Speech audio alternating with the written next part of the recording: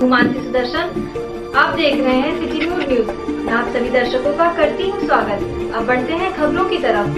रामलला के शाखा के रूप में राम मंदिर का मुकदमा लड़ने वाले त्रिलोकनाथ पांडे की लंबी बीमारी के बाद लखनऊ में राम मनोहर लोहिया अस्पताल में निधन हो गया। उक्त जानकारी देते हुए विश्व हिंदू परिषद के मीडिया प्रभारी शरद शर्मा ने बताया कि त्रिलोकनाथ पांडे काफ़ी समय से अस्वस्थ चल रहे थे, लेकिन उनकी स्थिति ज़्यादा बिगड़ने के बाद उन्हें लखनऊ में भर्ती कराया गया था, जहां आज उनका देर शाम निधन हो गया। त्रिलोकनाथ पांडे के निधन की खबर मिलते ही कारसेवकपुरम में शोक की लहर दौड़ गई। शरद शर्मा ने बताया कि त्रिलोकनाथ पांडे ने 1969 से विश्व हिंदू परिषद में सक्रिय संगठन मंत्री के रूप में कार्य किया। उन्होंने पूर्व वहां बलिया में राष्ट्रीय स्वयंसेवक संघ के जिला प्रचारक रहे। इसके अलावा अन्य क्षेत्र में सक्रिय रहे। उन्होंने बताया कि त्रिलोकनाथ पांडे ने राम मंदिर आंदोलन के दौरान सक्रिय रहे। वहीं दूसरी ओर उन्होंने विराजमान रामलला के सखा के तौर में 28 वर्षों तक मुकदमा भी लड़ा। शर्मा ने उन्हें श्रद्धांजलि देते हुए उनकी आत्मा की शांति के लिए ईश्वर से प्रार्थना की। श्री राम जन्मभूमि के एक धर्मयोद्धा त्रिलोकीनाथ पांडे जी हमारे बीच में आज नहीं हैं। उनका निधन लखनऊ के डॉक्टर राम मनोहर लोहिया हॉस्पिटल में हो गया। 1979 से विश्व हिंदू परिषद में सक्रिय संगठन मंत्री के रूप में उन्होंने कार्य निभाया, कार्य को स्वीकार किया और उसके पूर्व वह राष्ट्रीय स्वयंसेवक संघ के प्रचारक के रूप में जिला प्रचारक बलिया में रहे। इसके पूर्व जो है वह अन्य क्षेत्रों में भी रहे और लगातार वह राष्ट्रीय स्वयंसेवक संघ में सक्रिय होने के उपरांत उनको जब नवीन दायित्व विश्व हिंदू परिषद के संगठन मंत्री के रूप में सौंपा गया तो उन्होंने उसे भी सहर्ष स्वीकार किया। राम जन्मभूमि आंदोलन के दौरान जब यह बात न्यायालय में चल रहा है, उस समय जस्टिस देवकीनंदन अग्रवाल जी के सहायक के रूप में उन्होंने इसको स्वीकार किया और 92 में जब यहाँ ढांचा ध्वस्त हुआ उस समय उनके पास संगठन मंत्री तो थे ही, भोजनालय की जिम्मेदारी दी गई। जो श्रद्धालु या जो श्री राम भक्त कारसेवक यहाँ आए उनके भोजन की व्यवस्था उनके पास रही। वह लगातार श्री राम जन्मभूमि पर रहकर उन्होंने सेवा स्वीकार किया। उसके पूर्व जो है 1975 में वह जो है मीसा में भी बंदी रहे और आपातकाल के दौरान वह लगातार कारागार में रहे और लोकतंत्र सेनानी के रूप में आज भी वह हम सबके बीच में जाने जाते रहे। तो इस प्रकार एक लंबे कालखंड तक वह इस आंदोलन से जुड़े रहे और जस्टिस देवकीनंदन अग्रवाल जी के उपरांत टीपी वर्मा जी जब राम मंदिर के सखा के रूप में इस वाद को या इस न्यायिक प्रक्रिया को उन्होंने स्वीकार किया तो कुछ दिनों के बाद वो अस्वस्थ हो गए। उस अस्वस्थता के बाद संगठन ने उनको श्री रामलला के सखा के रूप में और सर्वोच्च न्यायालय ने उनको राम सखा स्वीकार किया उनके उसको और उन्हें अभिन्न मित्र मानते हुए उनको केस लड़ने की जिम्मेदारी सौंपी। तो इस प्रकार से त्रिलोकीनाथ पांडे जी हम सबके बीच में लगातार सक्रिय रहे। आज वह नहीं है, यह पुण्य क्षति है। उनको हम सादर नमन करते हैं, श्रद्धांजलि अर्पित करते हैं। दीनदयाल उपाध्याय के जन्म दिवस के मौके पर अयोध्या पहुंचे भाजपा प्रदेश अध्यक्ष स्वतंत्र देव सिंह ने नगर निगम परिसर में लगी पंडित दीनदयाल उपाध्याय की मूर्ति का अनावरण किया। प्रदेश अध्यक्ष ने कहा कि देश व समाज उत्थान के लिए पंडित दीनदयाल उपाध्याय जी ने जो सपने देखे थे आज केंद्र व प्रदेश भाजपा सरकार में साकार हो रहे हैं। उन्होंने कहा कि मोदी सरकार ने पंडित दीनदयाल के आदर्शों को आत्मसात कर समाज के हर के उत्थान के लिए लगातार काम कर रही है। मोदी सरकार गांव, गरीब व किसान के लिए जन कल्याणकारी योजनाओं को संचालित कर रही है ताकि समाज के अंतिम पंक्ति में खड़े व्यक्ति को भी योजनाओं का लाभ मिले। उन्होंने कहा कि देश के पहले अंग्रेज़ों ने लूटा, फिर 70 साल कांग्रेस ने लूटा, से मोदी सरकार आई है तब से देश में विकास होने के साथ ही आज भारत विश्व गुरु बनने की ओर अग्रसर है। उन्होंने कहा कि मोदी सरकार में 370 व 35A हटाकर अब वहां पर सभी लोगों के हाथ में कलम और किताब है। इसके अलावा आज भारत विश्व गुरु बनने की ओर अग्रसर है। स्वतंत्र देव सिंह ने कहा कि पंडित दीनदयाल उपाध्याय सादगी की पराकाष्ठा थे। आज पार्टी और पार्टी का हर कार्यकर्ता उनकी सादगी की प्रेरणा लेकर आगे बढ़ रहा है। उन्होंने कहा कि भाजपा का प्रत्येक कार्यकर्ता किसी निजी एजेंडे के तहत काम नहीं करता, बल्कि राष्ट्र को मजबूत बनाने के लिए काम करते हैं ताकि वैभवशाली व संपन्न भारत का निर्माण हो सके। जन्म स्थान है और इस स्थान पर जो पंडित दीनदयाल उपाध्याय ने सोचा था कि 370 धारा का समापन हो, राम मंदिर का निर्माण हो, वह सपना भी आदरणीय नरेंद्र मोदी अयोध्या में आकर, देश के पहले प्रधानमंत्री आकर अयोध्या में मंदिर का नींव रखा, उन्होंने शिलान्यास किया और एक दिव्य भव्य दुनिया का सबसे बड़ा मंदिर का निर्माण प्रारंभ हो चुका है। उनका सपना था 370 धारा हटे।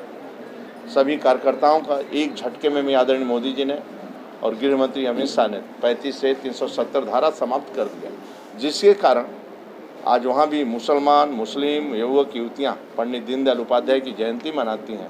आज गांव की प्रधान है, पहले जो सेना के ऊपर पत्थर बरसते थे, आज उनके हाथ में पेन और कलम दबाते आज IAS बन रहे हैं, गांव की प्रधानी चला रहे हैं और गांव का विकास कर रहे हैं। वहाँ भी दलित शोषित को सम्मान मिल रहा है, आरक्षण का लाभ मिल रहा है। 370 धारा हटी।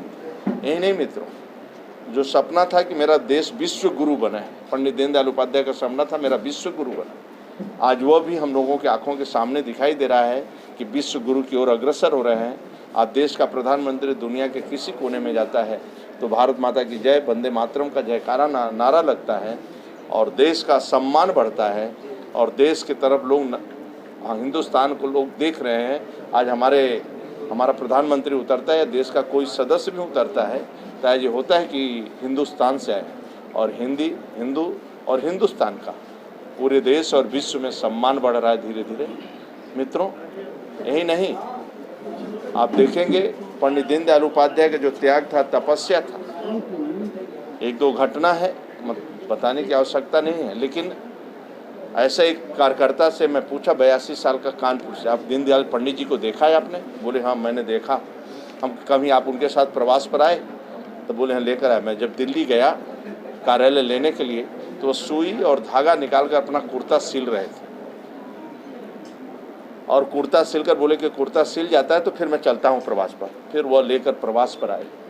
यानी सादगी की पराकाष्ठा जो उन्होंने दिया है पार्टी को, कार्यकर्ताओं के लिए, वह सादगी लेकर आज कार्यकर्ता आगे बढ़ रहा है। और बिंदु जो उन्होंने हम लोगों को मार्गदर्शन अपने एकात्म मानववाद से, यानी हम जो काम करते हैं पार्टी में, भारतीय जनता पार्टी मेरी माँ है, हम सब कार्यकर्ता जो काम करते हैं भारतीय जनता पार्टी के लिए काम करते हैं और राष्ट्र के मजबूती के लिए काम करते हैं। इसलिए मेरा व्यक्तिगत एजेंडा नहीं है, हम जो पार्टी में काम करते हैं भारत देश को मजबूत करने के लिए काम करते हैं, राष्ट्र को मजबूत करने के लिए करते हैं और राष्ट्र परम वैभवशाली शक्ति संपन्न भारत का निर्माण हो, इसलिए काम करते हैं। और पंक्ति के अंतिम व्यक्ति खुशहाल हो, संपन्न हो, सबके बराबरी में खड़ा हो, यही। अयोध्या में बड़े ही धूमधाम से पंडित दीनदयाल उपाध्याय की जयंती मनाई गई। भाजपा नेताओं एवं कार्यकर्ताओं ने अयोध्या हनुमानगढ़ी तिराहे पर स्थित पंडित दीनदयाल उपाध्याय की प्रतिमा पर माल्यार्पण कर दीप जलाकर उनके व्यक्तित्व को नमन किया गया। भाजपा मंडल अध्यक्ष बालकृष्ण गुप्ता ने कहा कि पंडित दीनदयाल उपाध्याय जी ने जो सपने देखे थे कि समाज के हर व्यक्ति के पास सुविधाएं उपलब्ध हों, वह आज उनका सपना साकार हो रहा है। उन्होंने कहा कि भाजपा उनके आदर्शों व विचारों को आत्मसात कर आगे बढ़ रही है ताकि समाज के लोगों को कल्याणकारी योजनाओं का लाभ मिल सके। वहीं पंडित दीनदयाल जी की जयंती अयोध्या मंडल के हर वार्ड के प्रत्येक बूथ पर बूथ कमेटी अध्यक्ष के नेतृत्व में सदस्यों द्वारा मनाई गई। सभी कार्यकर्ताओं ने पंडित के आदर्शों पर चलने का संकल्प लिया। इस कार्यक्रम में भाजपा के समस्त कार्यकर्ता एवं पदाधिकारी उपस्थित रहे। आज एक ऐसे महामना, ऐसे महापुरुष का जन्मदिन है, जयंती है पंडित दीनदयाल उपाध्याय जी की, जिन्होंने ये सपना देखा था देश और समाज के अंतिम व्यक्ति तक कैसे जो है सुविधाएं पहुंचाई गई, कैसे उसके चेहरे पर मुस्कान आवे, एकात्मवाद और मानवता की सपना देखा था। ऐसे पंडित दीनदयाल उपाध्याय जी का जन्मदिन है। हम लोग पूरे हर्षोल्लास के साथ उनका जयंती मना रहे हैं और लोगों में बड़ी खुशियां हैं। हमने उनके मूर्ति पर माल्यार्पण कर, अंग वस्त्र कर, तिलक चंदन कर हम लोगों ने ये कामना की कि उनका जो विचार था हम लोगों में, कार्यकर्ताओं में उसका जो है संचार हो, हम लोग उनके रास्ते पे चल सकें। लगभग सैकड़ों की कार्यकर्ताओं में, तमाम मोर्चों के कार्यकर्ताओं ने, हम लोगों ने मिलकर आज ये दीनदयाल तिराहा है जो यहाँ की पहचान है, वहाँ पर जो है उनका जयंती जो है धूमधाम से मनाया है। कृषि कानून के विरोध में लगातार आंदोलन कर रहे किसानों ने अब बड़ा रुख अख्तियार कर लिया है। किसान कानून रद्द करने सहित कई मांगों को लेकर संयुक्त किसान मोर्चा के राष्ट्रीय आह्वान पर 27 सितंबर को भारत बंद का आह्वान किया गया है। संयुक्त किसान मोर्चे की तरफ से जानकारी देते हुए मायाराम वर्मा ने बताया है कि भारत बंद के साथ साथ अयोध्या बंदी का भी प्रयास होगा। उन्होंने कहा है कि जब तक उनकी मांगें पूरी नहीं होती हैं तब तक उनका यह आंदोलन जारी रहेगा। में जो कार्यक्रम संपन्न हो रहा है, इस तरह संपूर्ण उत्तर प्रदेश में सभी जिलों में हम कार्यकर्ता जो पार्टी से जुड़े हुए लोग हैं उनका सम्मेलन कर रहे हैं, कार्यकर्ताओं का।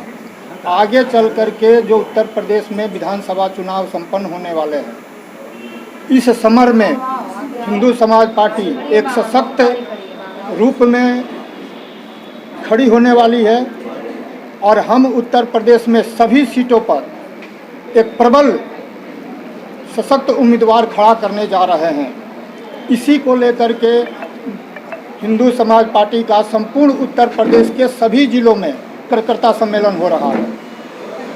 इसी पार्टी से हमारा गठबंधन नहीं है।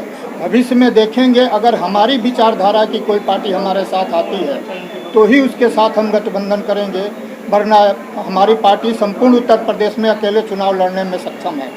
सत्येंद्र कुमार खुड़लिया उत्कृष्ट सेवा मंडल सेवा नेतृत्व, अंतर्राष्ट्रीय शूटर अर्जुन लक्ष्मण खेल रत्न और शौर्य श्री पुरस्कार विजेता का आज अयोध्या आगमन पर स्वागत एवं अभिनंदन जिला प्रशासन एवं शासन द्वारा किया गया। इस मौके पर मुख्य रूप से अहम रोल जिला राइफल क्लब एवं शूटिंग कोच सनी वर्मा ने स्वागत किया। इस मौके पर लेफ्टिनेंट सत्येंद्र कुमार ने भव्य पब्लिक स्कूल में भव्यदीप शूटिंग रेंज के लगभग 1000 बच्चों को संबोधित किया। जिले के एवं भव्यदीय पब्लिक स्कूल के बच्चे भी शामिल रहे। सत्येंद्र कुमार ने शूटिंग की विशेषताएं एवं किस तरह से उसमें आगे बढ़ा जाए उसके बारे में उसकी जानकारी दी।